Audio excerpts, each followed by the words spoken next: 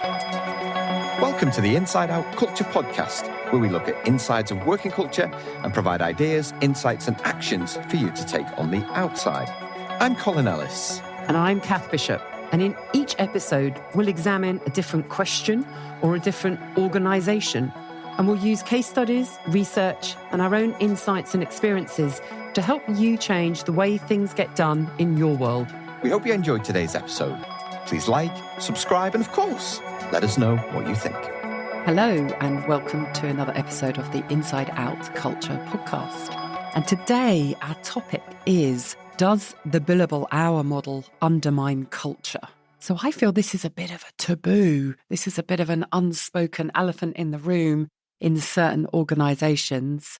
And we want to, get it out, get the elephant addressed and think about what does it mean? What are the implications? And it's one we've had a few discussions sort of offline, but was always going to be an important topic for us to think about from some different angles to explore a bit more fully. So how do you come to this topic? Neither of us are lawyers or accountants. I haven't worked in a billable hour organisation, although I've worked in a sort of, if you only do medals, that's what counts, which is maybe a little bit of that mentality. But what's in your mind coming to this topic? Well, this was a request that we had. And just a reminder that if you'd like us to cover a topic, you can drop us a note at insideoutculture@gmail.com from an accountant. And he's a partner, and he asked me not to mention him, but you know who you are listening to this. So thank you for the suggestion. And someone who takes great pride in the culture of their accounting firm. And he basically said, listen, is it something that you would cover and talk about? And there was a particular high profile suicide in a law firm in London earlier this year, I think it was. Oh, no, it was last year. It was the end of last year. And I remember it because the person in question had been working on the sale of Everton Football Club. If you listen to the podcast, you know that's my football team. So it kind of came up into my news feed and they were under lots and lots of pressure. And then there was a great piece that I read earlier this year in law.com, because it was a story I was following, that basically said, and we'll share the link in the newsletter, that it reminds us that law firm culture is still toxic. Why does it survive? And so my accounting friend was talking about this and said, listen, it drives a certain kind of behavior, and asked the question, is it something that we're seeing changing generationally? And certainly from the research that I've done, and I did some research for my next book, Detox Your Culture. And there was a particular story about Cleveland law firms and how the billable hour was creating toxicity there. And so I think it's definitely worth covering, Kath. I'm not sure that we've got the answer to solve the problem, but you're absolutely right. Let's talk about the elephant in the room. I've never worked in a billable hour culture myself, although I, as a former senior director, particularly in the public service, I worked with a lot of billable hours cultures, and often they left a lot to be desired. So billable hour is actually often a billable 6-minute increment. So even that is probably worth thinking about. And what do we want to do? We want to deepen our understanding of what the costs are of these environments. Are there some benefits?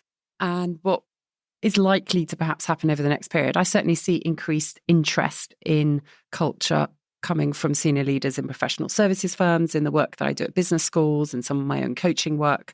And so I think there is definitely a sense of we need to be alert to the importance of culture, to performance, and in particular to attracting talent and retaining talent. So I think there's then often that dilemma of being stuck in this very finite, constraining, dehumanizing model, and yet wanting really good people who will help in an increasingly competitive world take the organization to the next level.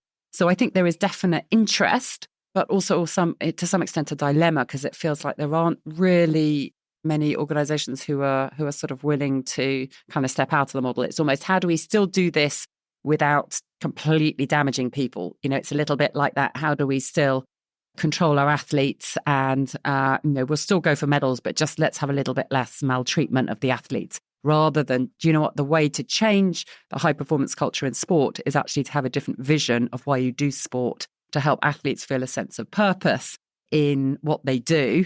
and to connect to a greater community, to find a deeper meaning that then means that medal is of lasting value. And that then helps them both to perform and to thrive in the process of performing. And so I think some of the professional services world, where they're having these sort of daring to begin lightly to question their models, are at the moment quite a long way from going, do you know what, we have to rethink our purpose. But ultimately, I think if you genuinely want culture change, that is the route you'd have to go. But that would feel probably too revolutionary for many in this space. But make no mistake, expectations of these organizations have changed. The most high profile story, it was actually in Australia for PwC, who were subject to a government inquiry over a couple of scandals. They buried a report, but also the big one was where certain PwC partners were involved in marketing confidential government plans to combat tax avoidance schemes. Basically, it was found that they compromised ethics. We'll share the links to the reviews and the news stories in it. And ironically, they had a value of act with integrity. And so, here was an example of a professional services company that said we're a values-based organization. And the irony is PwC actually produced some really great research on culture, which I use all the time and call out all the time. But here's a place where they got it wrong. And it actually led to almost to the closure of the business. They had to sell the business off, particularly in Canberra, which is the capital of Australia, because people didn't want to work with them anymore. In the past, I'm not sure, Kath, that would have happened. In the past, I think the excuses would have been made for them maybe 10, even as soon as 10 years ago. I think, certainly in my experience, it really started to change post-global financial crisis, where all of a sudden we were bringing our children up differently. Greed, for want of a better word, was not good anymore, even though it had been beforehand. And so I still find there's some really old-fashioned approaches and thought processes that come with culture. And I think that was a great example of, hey, as a world, we're not prepared to accept it. It's like turning a tank around, though, right? It's going to take a long time. But I think, and the point that I made on LinkedIn at the time, I think, was maybe the threat to the bottom line is when these guys actually start to take culture seriously, maybe.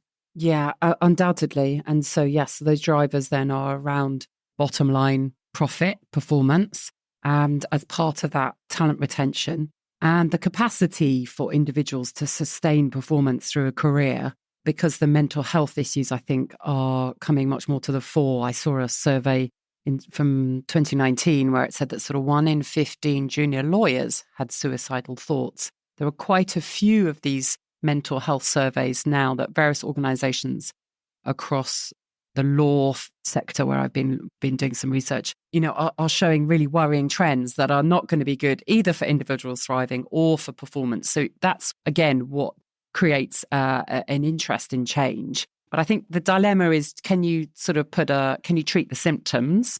We're back to the sort of yoga on Thursday lunchtimes. Or do you address the root cause, which might be then, this kind of billable hour model where you are commodifying time, where, as Oliver Burkeman in his brilliant book, 4,000 Weeks, which I hugely recommend because it really makes you stop and think about how you spend time, where he says the logical conclusion is that an hour not sold is automatically an hour wasted, which is perhaps not going to be a healthy or fulfilling approach to life. But that is the conclusion. That's the trap we get in when we're in a model that is defined in this way. I haven't read that book, Oliver Burkeman, so I'll definitely look out for that, and we'll pop a link to that in the action sheet as well. So I captured the key issues as I see them, and for me, some of these are based on my own experience too, of working with organisations in billable hour. And what's interesting to me is that whenever we started working with a consulting company, it was largely consulting companies, 1 or 2 accountants, is we took care to actually define the culture of working together first. And you could see that was alien to them. And this was the early kind of 2009, 8, 9, 10, 11. Every time I worked with a consultant, we built a team with them. So these are the 5 key issues that we see. Now, Kath just mentioned the first one, which is increased stress and burnout of employees. I think the expectation on people in billable hour is more. And I spoke to a Gen Z employee who just resigned from a consulting company. She said it was just too much. She said, it'd been sold to her by her parents as this really great career opportunity. You meet these people, you play your cards right, you become a partner. And she said it was just too much. The expectation was too great. And so increased stress and burnout is the first one. Quantity over quality. One of my favorite quotes was from Charles Dickens, who said that the one great principle of the English law is to make business for itself, which is a great example of the billable hour. And, for senior leaders listening to this, we've all been there for the presentations where the senior partner comes along and he says, this is what we're going to do for you. They win the business, we sign the contracts, and then all of a sudden 12 people who all look identical flood the department and they sit together. And all of a sudden you're like, what are these 12 people actually doing? So quantity over quality. It misaligned interests is the next one. I think that often, and I remember saying this to my boss once, as like, we're like train tracks. We run parallel to a point, and then all of a sudden there's a set of points and they go off in a direction that we're not going in.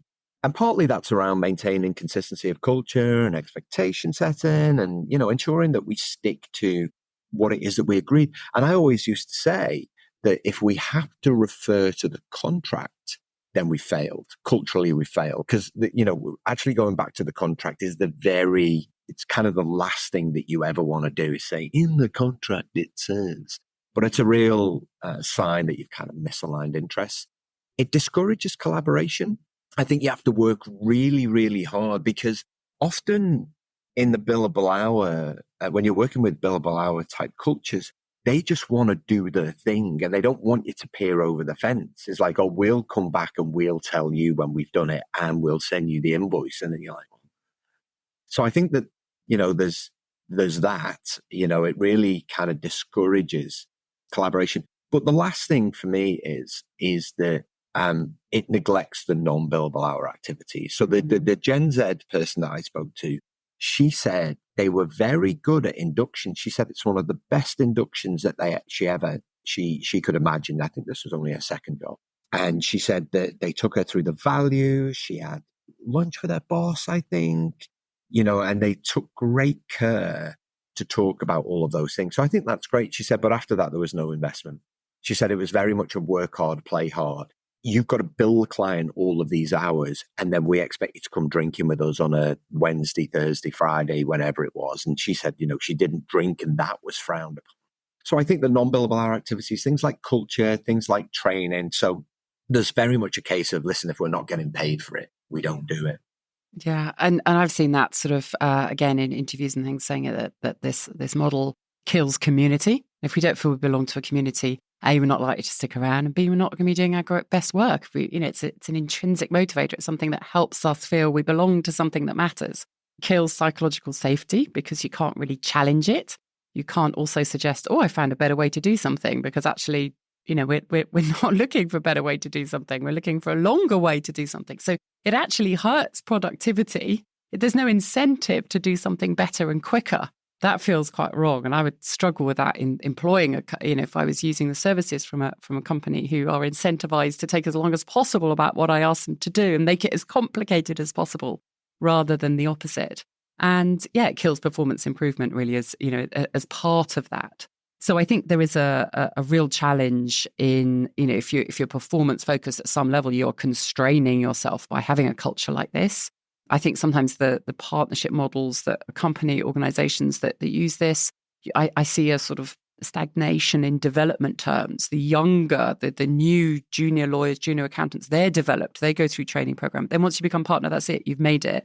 And you're no longer developing. And yet that seems crazy. I mean, we believe in sort of lifelong learning and development. And surely at that point, you have so much influence on an organization as a partner. Why wouldn't you keep developing? So there are often some behaviors within these organizations that are counter to performance, counter to thriving, counter to innovation for sure. And I think that's another driver in the future potentially for doing things differently. These are organizations where AI is going to have a big influence. And the things that we're going to be left doing that the AI can't do are going to be around relationship building, innovation, collaboration. So why aren't we valuing and developing those skills now rather than doing the stuff the computers are going to do? So I think AI will potentially also come and, it disrupt in some ways this field. And that's another reason why I think that people are looking externally and thinking, what does need to change here? I've been sort of doing some work supporting a brilliant organisation called the O-Shaped, who are looking to create more rounded lawyers. And it's actually set up by General Counsel Dan Kane, who, along with many other general counsels, were getting kind of fed up of bringing in kind of law firms to do work, but not incentivized to simplify stuff, not rounded people you can have a kind of bigger picture conversation with, and actually not what they wanted to, not getting the value that they wanted for the huge amount of money they're being charged. So that's an interesting initiative, trying to come in at different levels into organizations, also into law schools, to start thinking about how do we create more rounded people who will be able to manage the complex challenges that we face, and with your clients then be a more effective interlocutor than some kind of machine that works in these 6-minute increments, which when actually there's a bunch of machines kind of queuing up waiting to take your place in a few years. So that's been interesting. There are some initiatives like that are going on in this space to think differently, and there are some leaders interested in that, but don't really see fundamental change yet. I did want to ask, are there some pros? Are there advantages? Because I feel we should be thinking in a rounded way ourselves on this podcast from having a billable hour, billable 6-minute model. And I was searching and sort of challenging my own brain to think about this. And the only one I could come up with, and I did see it pointed out somewhere as well, is that maybe it creates a distinction between working and not working in a world where we're sort of always on. There's a sense that actually if you're not billing something you've finished, work is over. Now, these are organizations that are famous for kind of really, really long hours. But anyway, I just felt for the sort of sake of trying to be, challenging our own thinking, is there a tiny, tiny benefit there? But I mean, I probably outdone by the fact that, we're not valuing so much of what's happening when we're not billing stuff. But there we go. I felt, Good for you, Kath. One of us has got to provide the balance. Here's me with my list of here's what's broken and here's what's wrong. It's a poor offering, isn't it, against that? And not one that I'm that convinced by either. Well, there was a report in the Daily Telegraph newspaper at the start of the year here in the UK, and it was talking about a growing number of lawyers of all ages are really opening up now about their struggles within this kind of culture. So you've got some older workers, and we'll put a link to the action sheet in the action sheet. Some older workers are starting to question these kind of working on Saturdays, long hours, sleeping under desks. Younger workers really thinking their career choices. I spoke to that one Gen Z worker.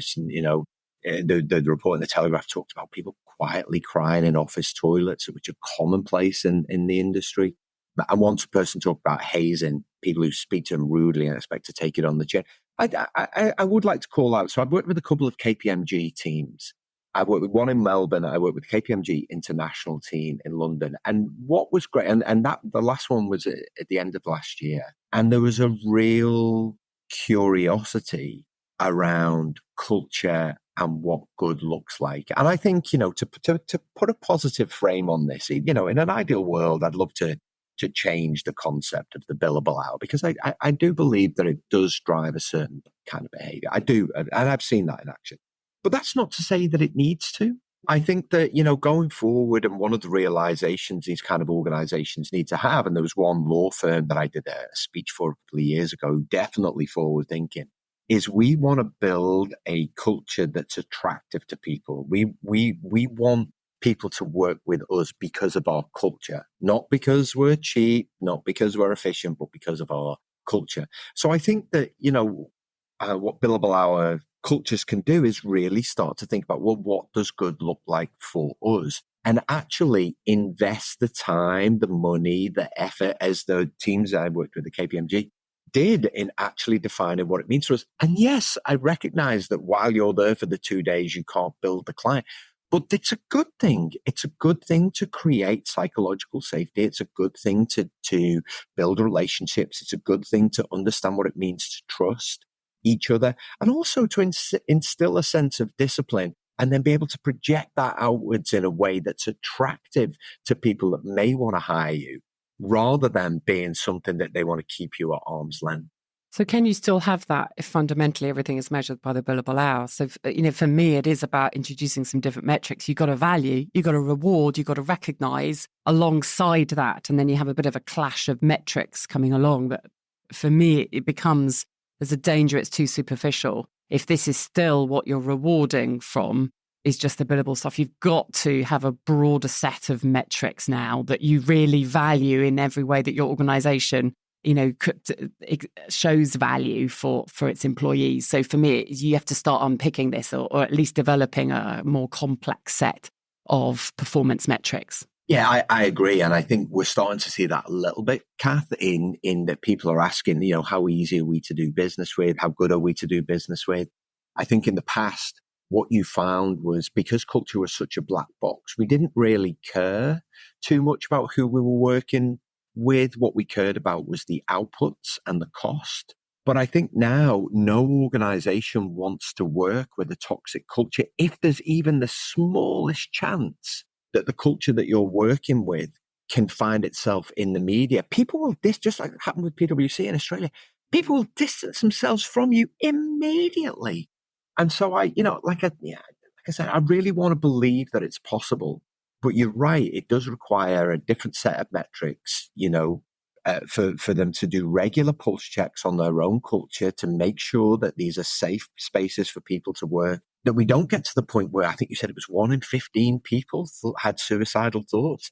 Yeah, that's awful. And they're the kinds of questions you want to be asking internally, and then externally, how good are we to do business with? How trusted do we feel? These kind of things. So yes, you're going to still bill in a particular way, but that doesn't mean that you compromise the culture and the relationship you have with the client. Yeah, I agree with that. So it's changing the metrics is going to be an important part of this, isn't it? And starting to unpick that and then create some perhaps more qualitative metrics as well. I do wonder, with the general global downsizing of management consultancy, whether that doesn't create an opportunity to think more about quality than quantity. And again, collaboration becoming a more important part of those that remain, and those that are, now there's perhaps more of a buyer's market for management consultants, then people will get more choosy about the experience. And that's definitely another driver for change. So I think perhaps we might see some greater change in that part of it. For law firms, potentially that's the, at the end of the spectrum where this model is hardest to turn over. Though the global war for talent maybe remains a big, I hope that remains a driver for change culture. Yeah, I think these kind of cultures are always going to be a magnet for certain people. Kathy and I were talking about this before we started. Paranoid, insecure overachievers.